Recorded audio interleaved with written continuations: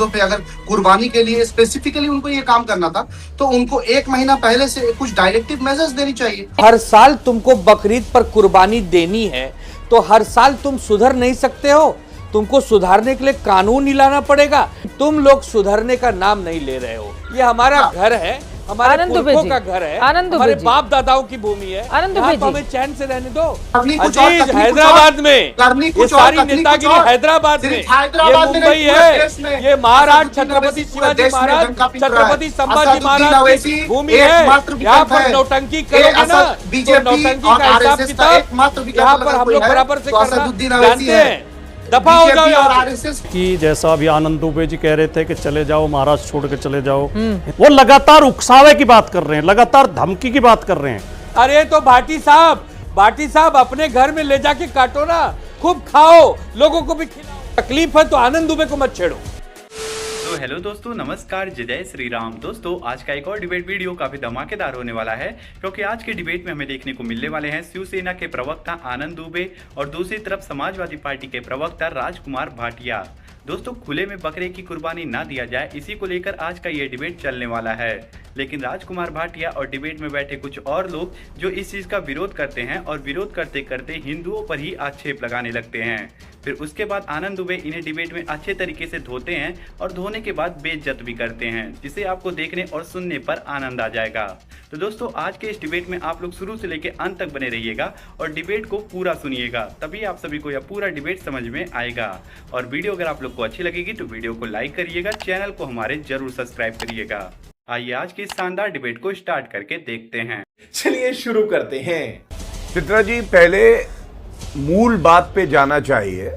एक बात समझनी चाहिए, चाहे किसी भी धर्म का व्यक्ति क्यों ना हो, और खासकर मुसलमानों के लिए जो बकरीद मनाते हैं, ये देश जो है वो कानून से चलेगा, समन्वय से चलेगा और सबकी भावनाओं का ध्यान में रखकर ही चलेगा। और अगर आपको कुर्बानी देनी भी है तो सबसे पहले ये ध्यान रखिए कि कुर्बानी ऐसी दीजिए जिससे किसी और धर्म के जो व्यक्ति हैं उनकी भावनाएं आहत ना हो, क्योंकि भारत सबके लिए एक बराबर जगह है, एक बराबर सबके लिए देश है। लेकिन यह दिक्कत क्या है, जो मुसलमान में भी वो वर्ग है जो भारत में रह के भारत से प्यार करता है, कानून समझता है, वो सामने आता नहीं है। और जो लोग केवल राजनीति करना चाहते हैं, गुंडागर्दी करना चाहते हैं, वो सामने आके कहते हैं हम कानून से ऊपर है। तो पहली बात ये नहीं होगा। बात तो सही है। आप देख लीजिए अभी बॉम्बे का जो इंसिडेंट हुआ, जो आप बता रही हैं, आप इसको कुर्बानी के 3 दिन पहले ही क्यों ऐसे स्टेप्स लिए जा रहे हैं, डायरेक्टिव मेजर्स दिए जा रहे हैं?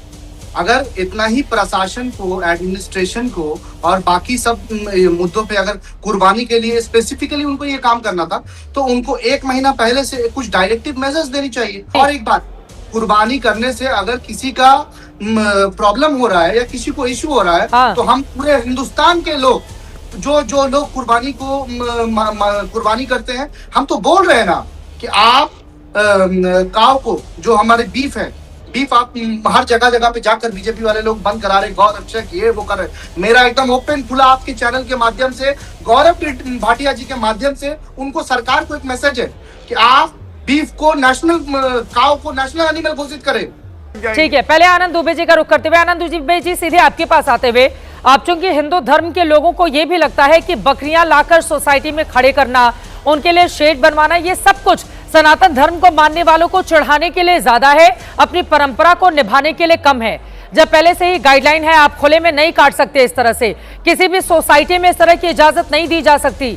हम और आप तमाम लोग सोसाइटी में रहते हैं, कहीं पर होता है क्या ऐसा?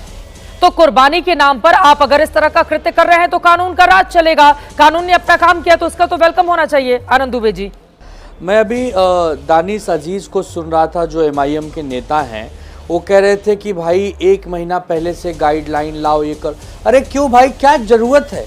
जब हर साल तुमको बकरीद पर कुर्बानी देनी है तो हर साल तुम सुधर नहीं सकते हो। तुमको सुधारने के लिए कानून ही लाना पड़ेगा। ट्रिपल तलाक जो महिलाओं के लिए एक प्रकार का अभिशाप था, उसको कानून लाके सरकार ने ध्वस्त कर दिया ना, तो कानून इसका भी आएगा। एक दिन गाय को माता का दर्जा भी मिलेगा। एक दिन एक कानून भी आएगा कि तुम लोग शांति से अपना धर्म पालन करो। लेकिन क्या कानून नहीं आएगा तो सुधरने को तैयार नहीं हो? ये कौन सी बात है? अरे अपना तीज त्योहार मनाओ, हम लोग भी अपना मनाते हैं, शांति और खुशी से मनाते हैं। हमारे हिंदू और सनातन में तो सिखाया जाता है कि अहिंसा का पालन करो, शांति से रहो, किसी भी जीव की हत्या मत करो। जीव जंतु में भी हमको भगवान और यहाँ तक पत्थर में भी हमको भगवान दिखते हैं, लेकिन तुम लोग सुधरने का नाम नहीं ले रहे हो। जो उत्पात मचाना है अपने घर में मचाओ। इंडिया गठबंधन के किसी नुमाइंदे से बात कर रही हूँ या बीजेपी के कर रहे हो? नेता से बात कर रही हूँ? मैं तो बड़ा कंफ्यूज हो रही हूँ आनंद दुबे जी। इंडिया गठबंधन और एकदम बीजेपी वाली जुबान बोल रहे हैं आनंद दुबे जी। इंडिया गठबंधन और एनडीए गठबंधन नहीं है। हाँ, बीजेपी बंगाल क्या जीती? आप लोगों के तो सुर ही बदल गए बिल्कुल। इस देश में 100 करोड़ से ज्यादा हिंदू रहते हैं। कब तक सहेंगे? कब तक झुकेंगे? कब तक रोएंगे गाएंगे? मतलब क्या करें हम लोग? देवेंद्र फडणवीस जो कर रहे हैं बिल्कुल सही कर रहे हैं। पूरे विश्व में एक ही देश है भारत, जहाँ पे हिंदू बहुसंख्यक है। वहाँ तो हमें चैन से रहने दो। हम नहीं पाकिस्तान जाएंगे, हम नहीं बांग्लादेश जाएंगे। जिसको जाना है जाओ, ये हमारा घर है, हमारे पुरखों का घर है, हमारे बाप दादाओं की भूमि है। तो हमें चैन से रहने दो। आप इंडिया गठबंधन में हैं कि इधर बीजेपी वाले गठबंधन में? मैं थोड़ा कंफ्यूज हो रही हूँ आनंद दुबे जी, क्योंकि आपके ही इंडिया गठबंधन के बहुत सारे लोगों की ओर से इसके मुखालफत की गई है। गठबंधन में है तो क्या? इंडिया गठबंधन में है तो क्या बकरों को खुलेआम कत्लेआम मचा दूं? क्या करूं? इंडिया गठबंधन में हूं तो जीव जंतुओं की हत्या शुरू कर दूं? इंडिया गठबंधन में हूँ, देशभक्त हूँ, देशभक्त हूँ, भगवाधारी हूँ। ये भगवा ये तुम्हारी पतंग नहीं है, ये तुम्हारी हरी पतंग जिसकी डोर बीजेपी के हाथ में ना, वो बीजेपी के पास सुनाना, हमारे पास नहीं। ये बीजेपी के पास जाकर तुम नाच गाना करना, हमारे पास नहीं। मतलब अजीज हैदराबाद में, ये सारी नेतागिरी हैदराबाद में, ये मुंबई है, ये महाराज छत्रपति शिवाजी महाराज, छत्रपति संभाजी महाराज की भूमि है। यहाँ पर नौटंकी करोगे ना, तो नौटंकी का हिसाब किताब यहाँ पर हम लोग बराबर से करना जानते हैं।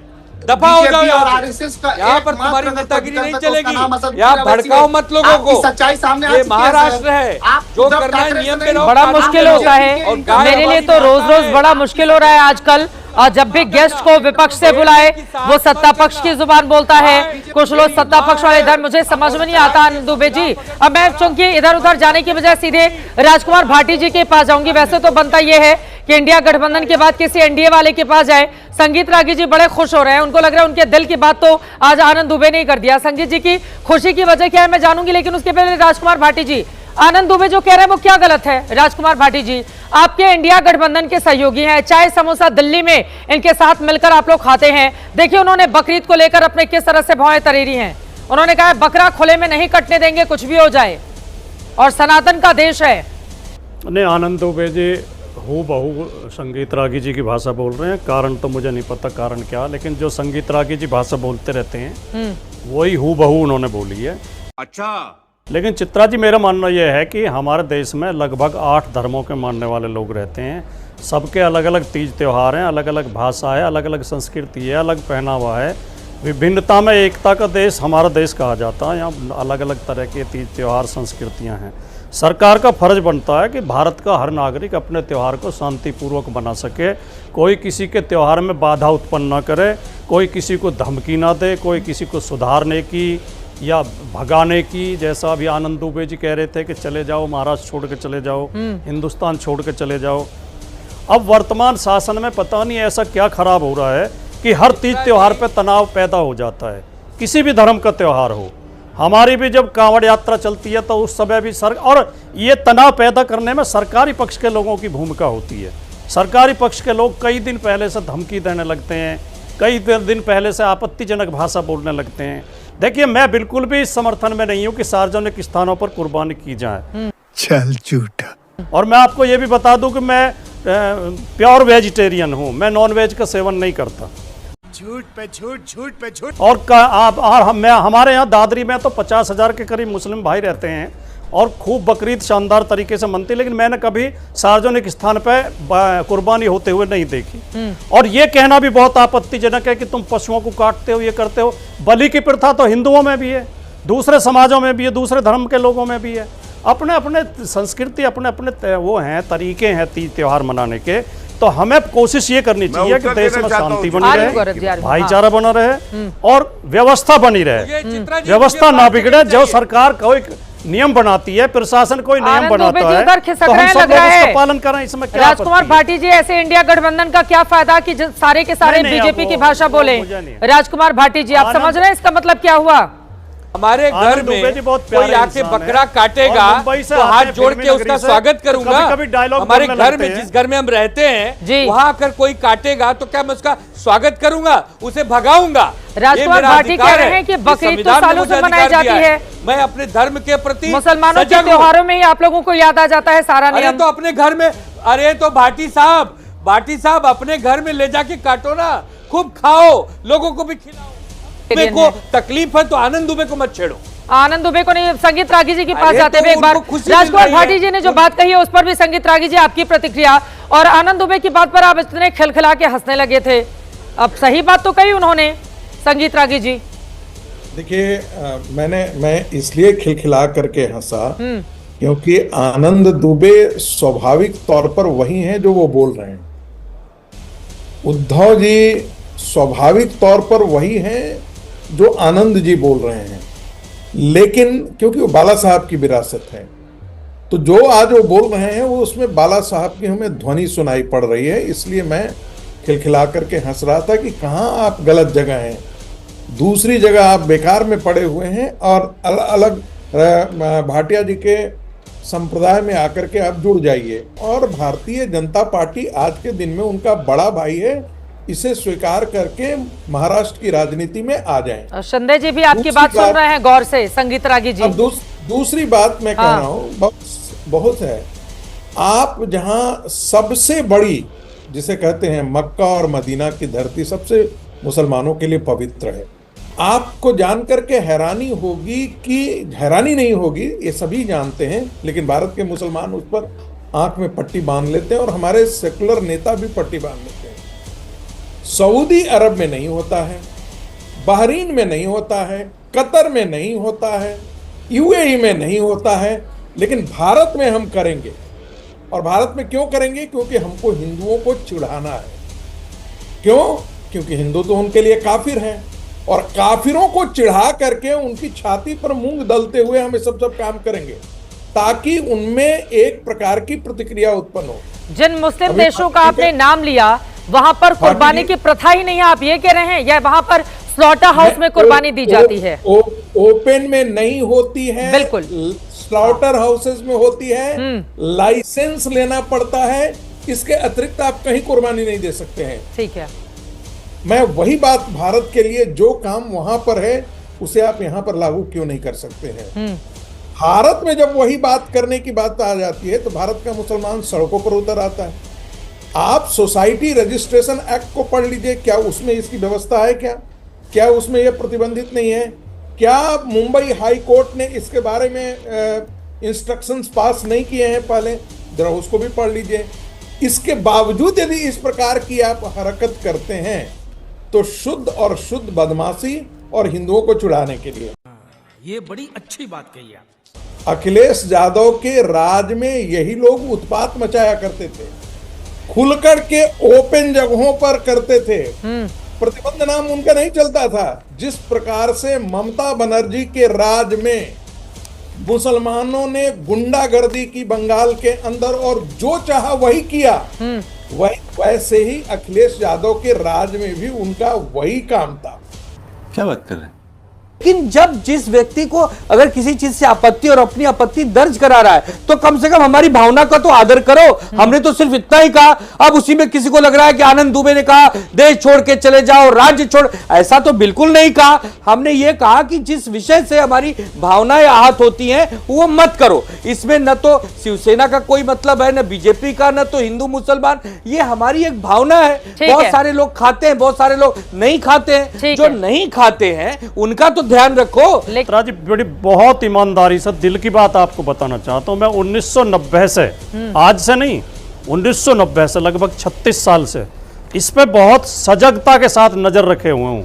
मैं देखता हूं कि हर साल जब बकरीद का त्योहार आता है, मुस्लिम समाज की तरफ से, किसी न किसी संगठन की तरफ से किसी न किसी मौलाना की तरफ से, उलेमा की तरफ से ये अपील जरूर की जाती है, और आप ढूंढेंगे तो आपको मिल जाएगी उस पर पब्लिक डोमेन में, कि ईद के समय पे सार्वजनिक स्थानों पर कुर्बानी न करें और प्रतिबंधित पशुओं की कुर्बानी न करें। और खुलेआम दारुल उलूम देवबंद से भी, बरेली से भी, लखनऊ से भी फतवे जारी किए जाते हैं कि मुस्लिम भाई गाय की कुर्बानी न करें। गाय की कुर्बानी अवैध है, हिंदू भाइयों की भावनाओं को ठेस पहुंचती है। लेकिन हमारे बीजेपी के मित्र और आरएसएस के मित्रों की दिलचस्पी इसमें नहीं है कि शांति बनी रहे देश में। वो लगातार उकसावे की बात कर रहे हैं, लगातार धमकी की बात कर रहे हैं, उतना उत्तेजना पैदा करने की कोशिश कर रहे हैं। आप मत ही कीजिए। अब उकसावे की बात राजकुमार भाटी जी करेंगे, फिर तो न जाने कहाँ जाएगा मामला। राजकुमार भाटी जी उकसावे की बात, राजकुमार भाटी जी उनके पक्ष में क्या? अभी हाल के दिनों में जातीय टिप्पणी जो आपकी ओर से की गई है राजकुमार भाटी जी, उसमें बीजेपी या कांग्रेस क्या है राजकुमार जी?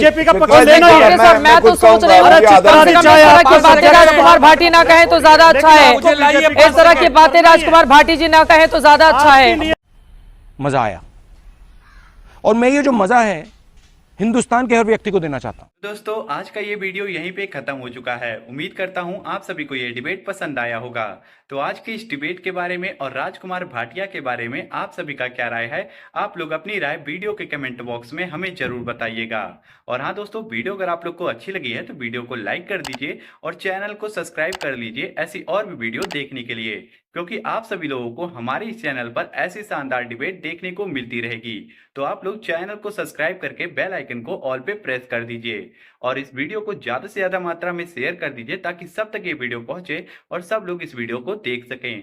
आपसे जल्दी मुलाकात करेंगे एक और शानदार डिबेट के साथ। तब तक के लिए आप लोग अपना और अपने प्यारे परिवार का ध्यान रखिए। जय हिंद, जय भारत, वंदे मातरम, जय जय श्री राम।